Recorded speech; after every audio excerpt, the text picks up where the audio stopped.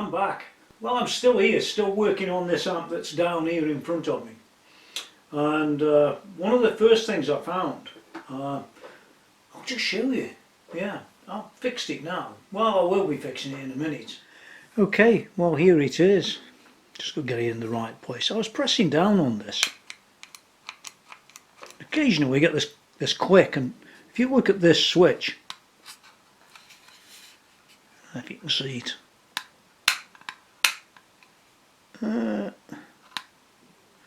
yeah, it's actually loose on the board. See that? That's just one of the things I've found.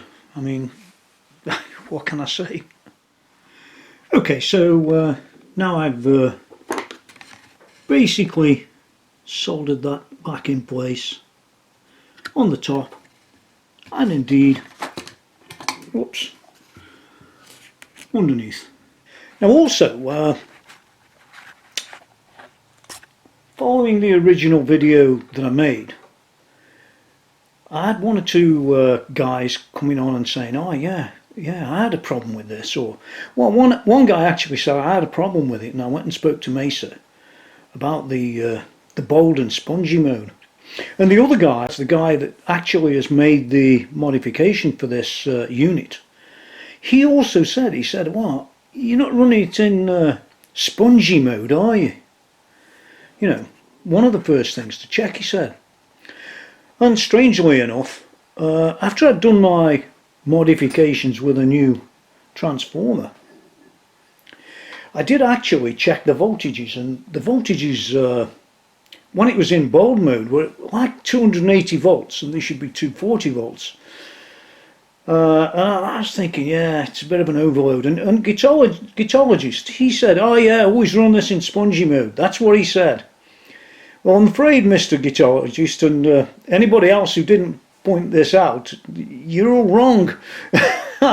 Scarily, this one is set to spongy mode, which reduces the voltage quite dramatically.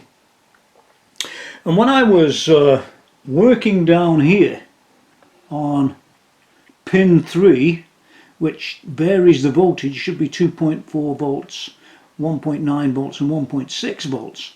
Well, mine were all over the show. They were starting at 2 volts and basically getting less. Yeah, much less. In fact, they were getting so less that, well, it could be problematic.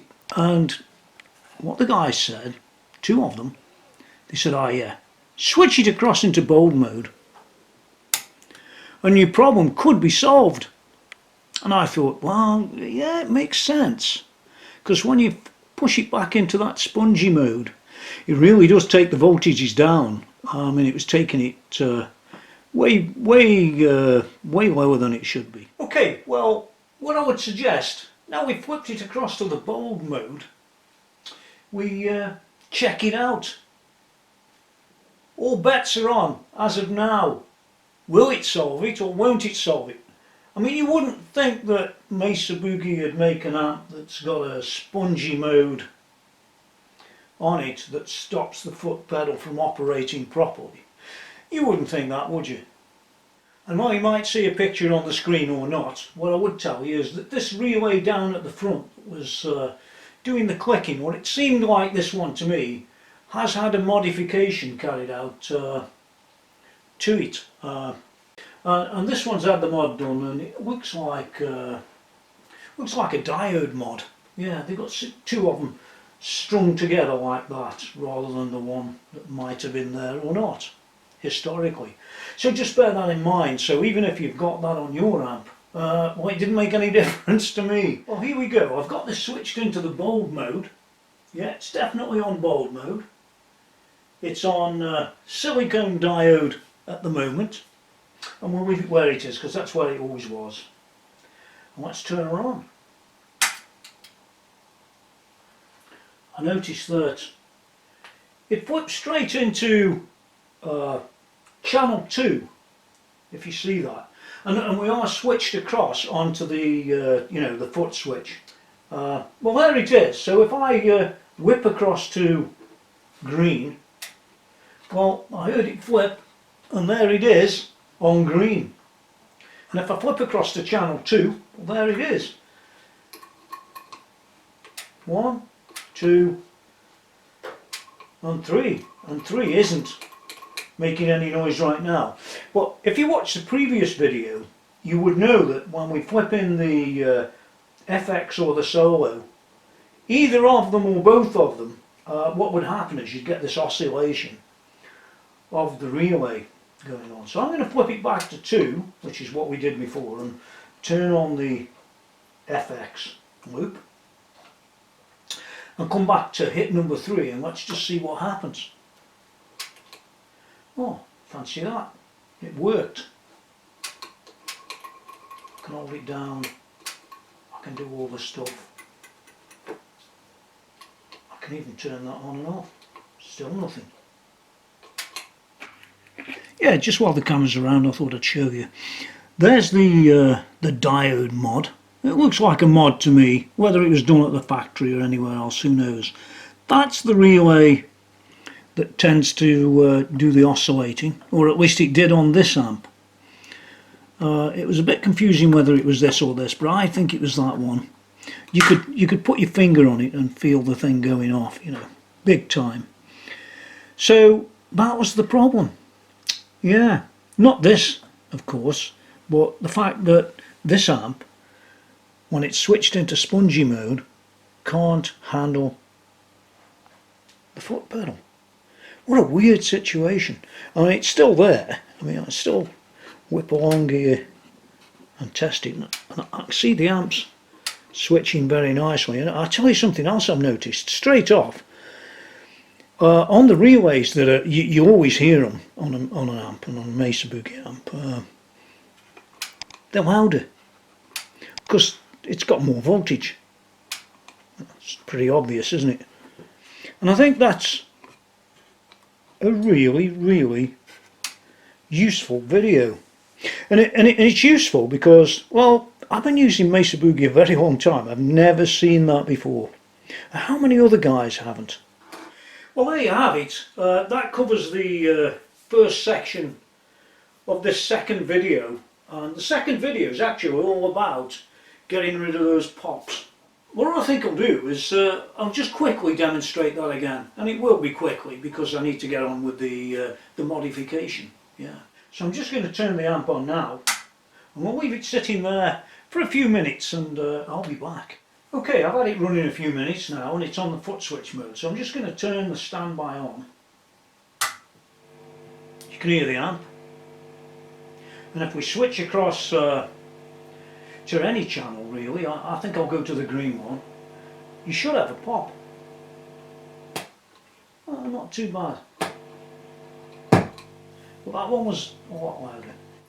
However, it still pops, it still does all the things really it shouldn't really be doing as you switch channels. And what we have is this fantastic modification. Yeah, so this guy, it was on Reverb I found him, and you'll see him in the text below. He came along and offered a few suggestions along with some other guys as to what the original problem was. Now we're moving along to the pop rather than the let's fix the pedal mode, which was never really broken by the look of it. Well, it was, to be fair. Yeah, we're moving along to this. Now this little unit, I'll have a picture on screen. This little unit takes away all the pops that are inherent in the design. Well, it seems they're inherent to me and to him as well, I guess. Yeah, this fixes everything, and if they're an annoyance to you, this is what you want. You can go on Reverb, search for the man, and I'm sure he'll help you. I'll probably put a link below. From here on in, I'm going to be coming in with the camera so you can see what I do as I do my mod for the pops.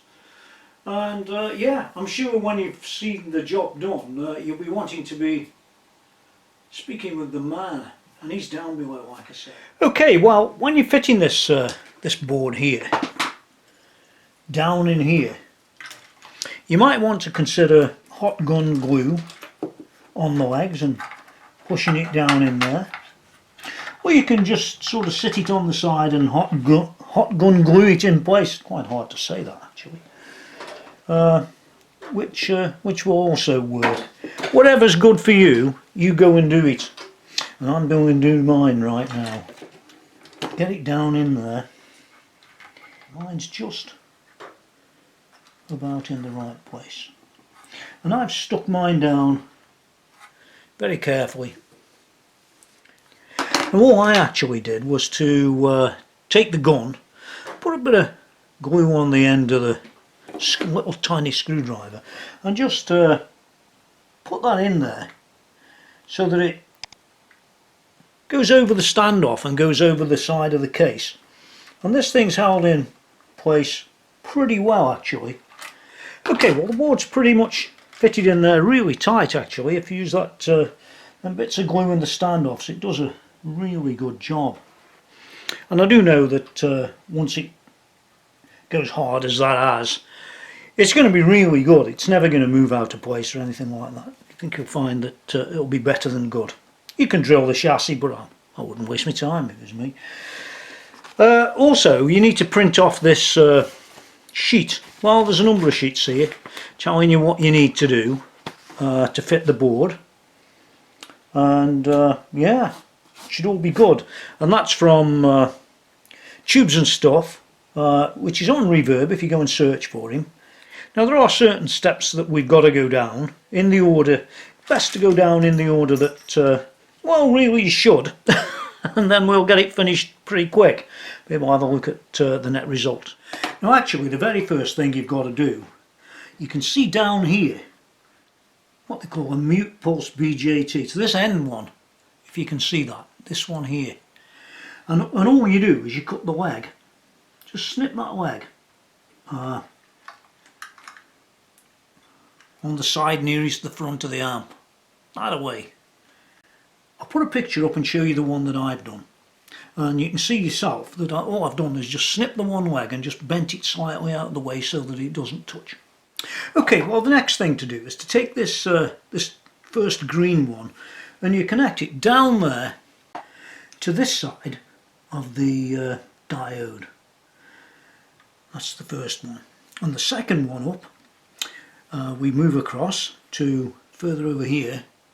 You can maybe not see it too well through there, but there will be a picture on the screen about now, so you can see that you connect the second green one to the other diode, and yeah, it's all good. And afterwards, as you can see, yours should look like that. You can see it down there. Now next up, you might find that yours is your triple or dual rec slightly different than this one. On the one in the example from the designer, there's a space here for a third capacitor, just right there. And you take the V minus from that capacitor point. Now what I've looked at and checked is it appears to me that that little point there, if you can see that, is the V minus. So that's where you're going to put that one. So if you look there, there's my V minus in place, soldered onto that little patch.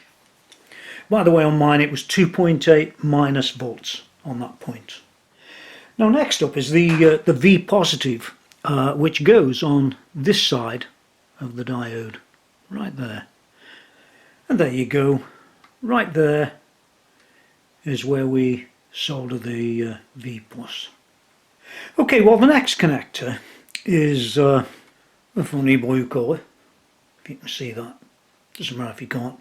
But it basically, it goes right there, and mine measured 14.2 volts. It should be 15, but mine's running at 14.2, so there you have it. So I'm going to go and fit that now, and I'll show you afterwards. And as you can see, quite nicely, there's mine, fitted accordingly. And yours should be the same. Well, once again, next up is a little bit difficult to see. It's not rocket science, but you do have to look a bit careful for it. Now, I locate it like this. Look for this piece and follow it down to that one. when you get to that one, you want to connect between 2 points. One point is right there at the back on that resistor, and the other point is right there on that resistor. And what you do is you take a 2 meg resistor, which is here, and you fit it. And there's the 2 meg resistor that I've fitted. I'm just going to tack that in place with a bit of silicone so it doesn't move around a lot. Okay, next up is a what they call the mute switch 1, which is on the board down there. You can see on the screen now the image that I've put up, and it comes off on the 2 white wires. One goes right there on that leg, on that capacitor, and the other one comes over here. Where does it go to? Let me have a look. And the other one, you come across here over these 2 caps and to this resistor here, just to that end point right there. You can see it. And there are mine connected in, all raring to go. So let's move on to the next bit. Okay, so next thing up is this mute switch 2. Comes from down there. You can see it runs across and it goes to the basically the presence, which is that one. So it goes to just that one just there. It's the bottom of the 2. And as you can see down there, I fitted mute 3 to the presence, similar to what I did with mute 2 on this presence on channel 2. So that's channel 3. Next, as you can see, I took mute 2 and mute 3, they're negative, the grounds, they're the opposite to the ones that are connected.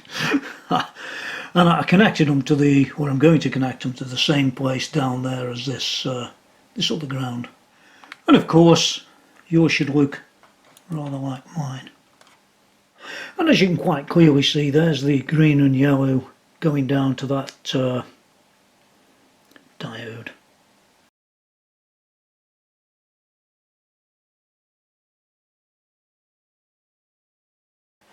Now we do have a few wires to tidy up and things like that. It's not really too much trouble. I'm sure you can do that if you've done the rest.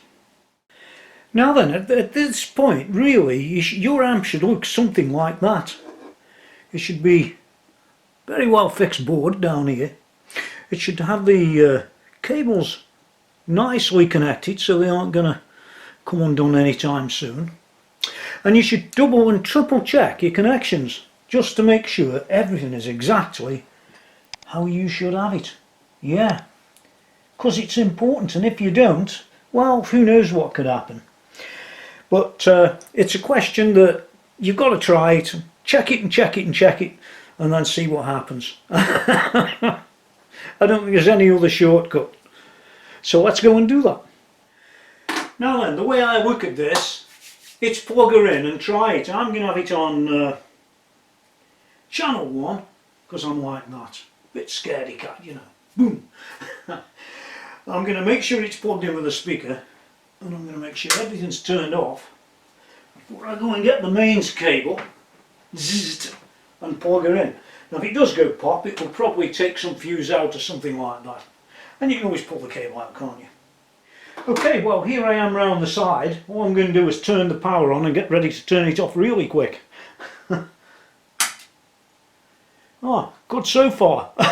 I noticed that it's on the green channel, which is a good start because that's what it says around the back here. Let's turn it to the next channel, if it does go. Looks like it does. What about the third channel? Yeah, it looks like that works too. Let's turn her on.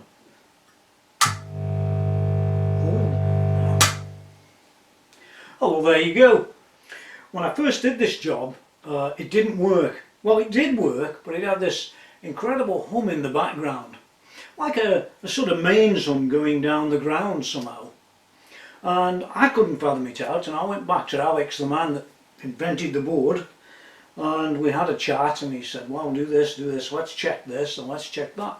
And I certainly did do all that stuff, and I've ended up with it actually running, all done, all finished, Well, how?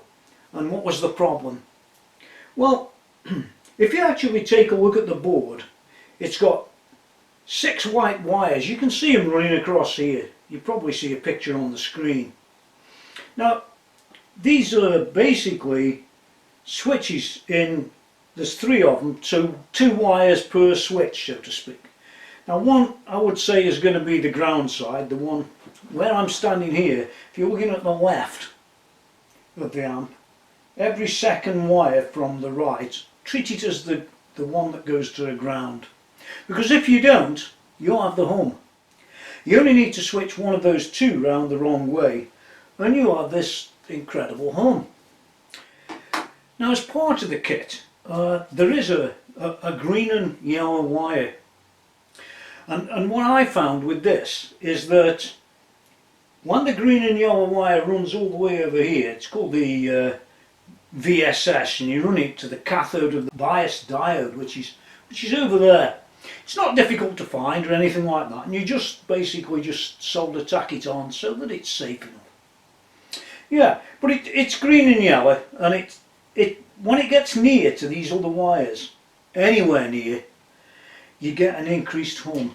And this hum can be loud. How did I find that? Well, I actually clamped the green and yellow to the white ones. It's not recommended.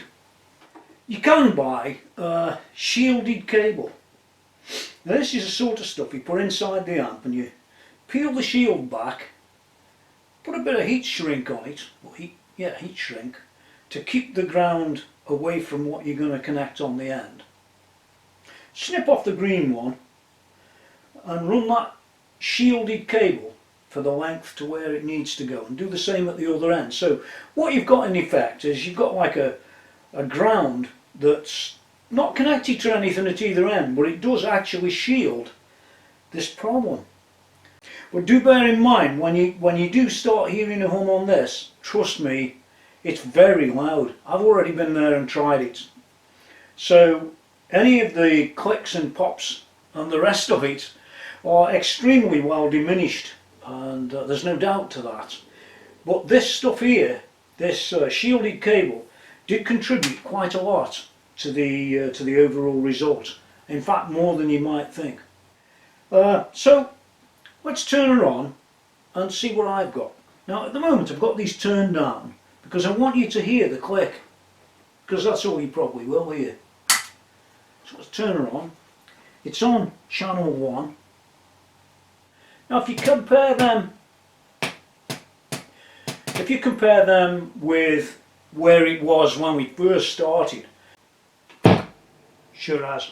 By the way, did you hear the pop? I hope you did. It was substantially louder. And even if I turn up the other channels, which I can do, you can hear it, but you can also hear the high volume it's running at. Hear that? You know, so you're always going to get some sort of amplification. But that click itself really has little comparison to where we were at. So that's the pop conversion. Really not difficult to do, but just watch those wires that they're in pairs, and they go, so every ground one should go to the same place, but it's not obvious in the instructions. It might be by the time you get it. Okay, if you've got any questions or anything like that, you know, put them down below in the text, and I'll have a few links. I'll have some to Alex, Tubes and Stuff, that's the name of the guy. He's done a great job. He's got a number of versions of it, and this is, by the way, this was revision D. Yeah, revision D. Yeah, 2000 it says, but it's a bit later than 2000. It all seems to work, and I can recommend the mod. That's the thing. Even if you're not a genius, as long as you're good with soldering and that sort of thing. Well, I've still got the soldering iron out. As long as you're good with soldering, and if you follow the instructions carefully enough, I don't think you'll have any real problems. Don't forget to go and visit www.tonymckenziecom. There's a link down in the text for that, where I've got loads of reviews for other stuff. And the review after this one is going to be actually, scarily, a dual rectifier. We've just done the triple, so we might as well move on to the dual rectifier. But I bought that from a guy who wasn't too well, I think, and he bought it just the month before, and he had to sell, you know, with health issues and stuff like that. Let's hope he gets better. And that's a multi-watt dual rectifier, so that should be very interesting to have a look inside. I'll maybe put a photograph of this one up against the other one and stuff like that. It should be all interesting anyway, and I don't think they pop as this one does, but we're going to find that out. Now, I'm not going to do any playing on this particular video because there's no real point, by the way. I'll probably do that in another video where I compare a dual and a triple or something like that. I don't know. Until next time, don't forget to go and have a look where this comes from. There's the links down there. And it's get out of here. Yeah, this has been really interesting to do.